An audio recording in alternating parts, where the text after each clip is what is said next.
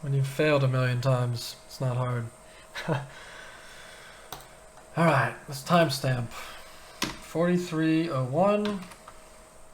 4301. Timestamp. We're going to be doing LetsEncrypt. Let's encrypt. Let's just do LetsEncrypt. Alright. Cool. LetsEncrypt is cool. I don't know why you wouldn't want to LetsEncrypt your HTTPS and CAA certs. No reason not to. Get around the board. We're gonna reboot. It's gonna take a 20-15 seconds, something like that. And then we'll get back in there. Try to get in early. It just you'll get an error. So we'll wait 10 seconds, 15 seconds, SSH back in. And we're gonna finish LetsEncrypt. I miss the old days of LetsEncrypt when you didn't have to install core and stuff. But now we gotta install core. LetsEncrypt changed. You changed, man. You changed. Was I typing? Thought I was typing. I was typing. I didn't push enter. I was typing, but I didn't press enter. That's funny. Okay. Let's get right into core. Whoops.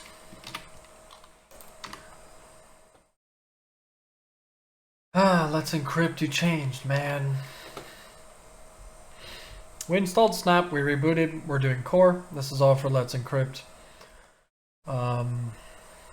Yeah, then we'll do the classic Certbot the way that it's always been until core came along. You have to snap install it though, that's the only thing. Things get so hard in life. I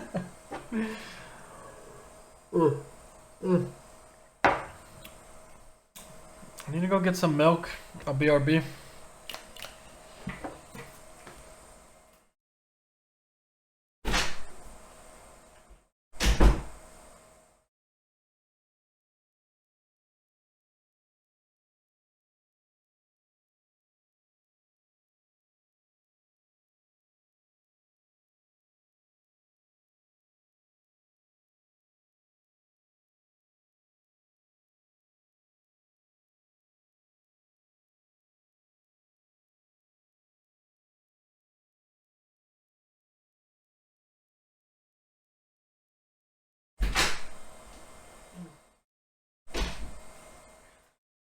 Good stuff, baby.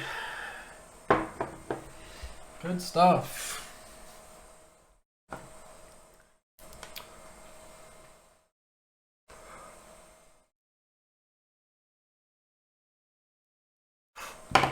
Alright.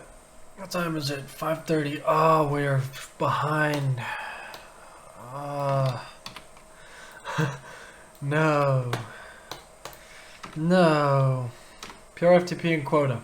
We're probably not going to use them in this tutorial. They're cool though. Might as well edit the settings for it anyway. Standalone, internet standalone, chroot is true.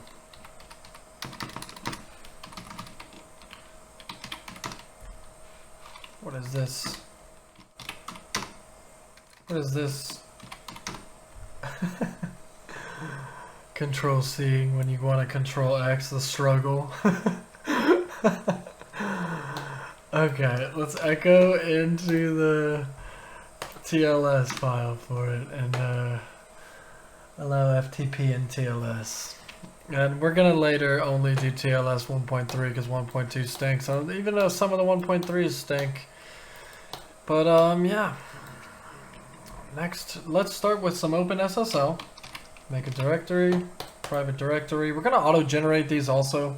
This is another reason why I love iSpeak and Fig. It auto-generates a lot of your SSL. Usually, I mean, you're still gonna have to make a cron for it to auto-renew kind of thing, but the first one we're gonna have to make the old-fashioned way. The very old-fashioned way. Open SSL statement. RSA 2048.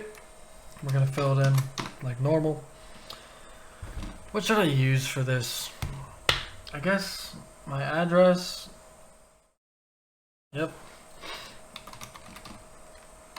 Charlotte. Did I typed that right? This is I gotta slow here. I already messed it up. Ah, I already messed it up. Oh my god.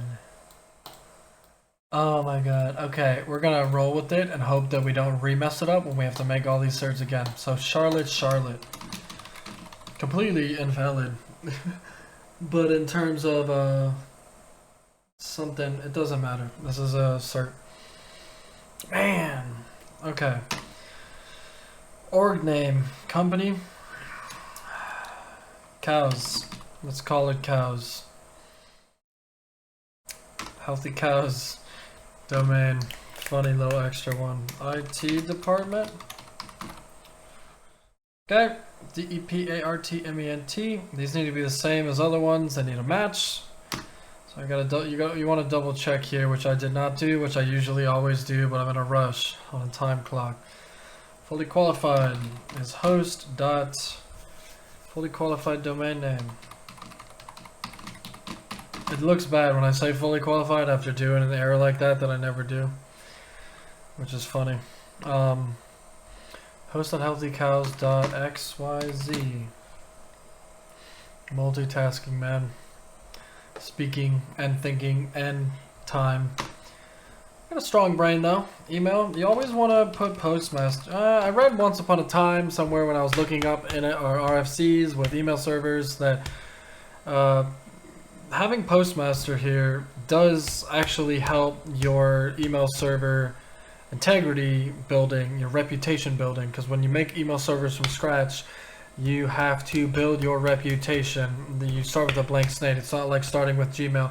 You could implement like a Gmail into here, but free, unlimited emails, unlimited yada yada yadas, on a custom email server that you can manage clients on and sign up clients and manage, and the client can manage who underneath the client can make their email addresses, and you can go into the master admin panel and manage all the clients and all the email addresses, kind of thing. When you're building a email server from scratch, you want it to have postmaster in the HTTPS cert. I don't remember why, but I remember reading it somewhere in RFC. Take my word for it. Healthy cows XYZ.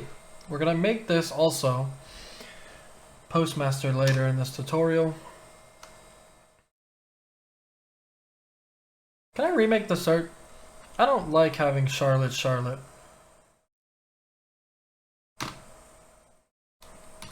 Give me a second.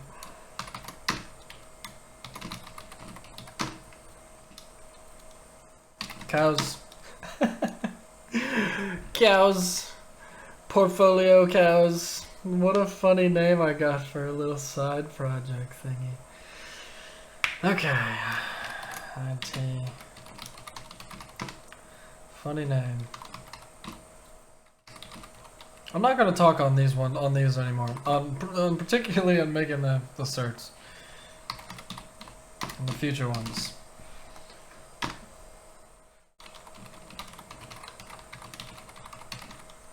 Can't even type fast when I'm talking.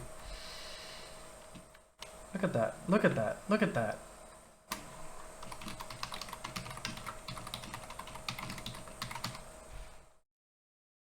Boom, boom, boom, boom, boom, boom. Correct. We're good. Alright, we got our first cert. Alright, let's change permission. chmod 600 it. A lot more secure than like a 710 or 640. We're gonna restart PureFTPD. Alright. Bind to DNS server. I would let's see. I don't need to timestamp this because I highly doubt in any of these tutorials I'm gonna be using, I highly doubt people are looking for who knows how to use a bind DNS server. But we're gonna install bind 9 and we're gonna configure it just because it's you never know. I don't even know, man. I don't even know how long I'm gonna have this server up. We're also gonna enable have-get.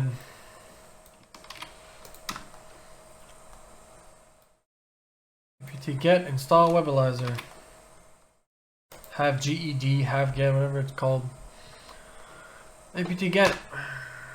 Yes.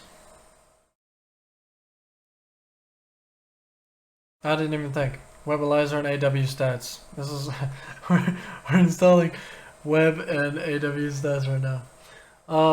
We're probably also not going to use these, but we might. I'm pretty much after spinning up what I usually do on a limp stack with all the different use cases I use. I might make these in future tutorials because someone might be looking for it. So we're sticking it in, but I mean that's why we're configuring all these files. But yeah. We're definitely not going to make it in this one. I am running out of time to get to this VS Code with all my cute little prettier and fast emits and stuff, which I really want to show off. Although I'm not a show off and I'm selfless and I love helping others.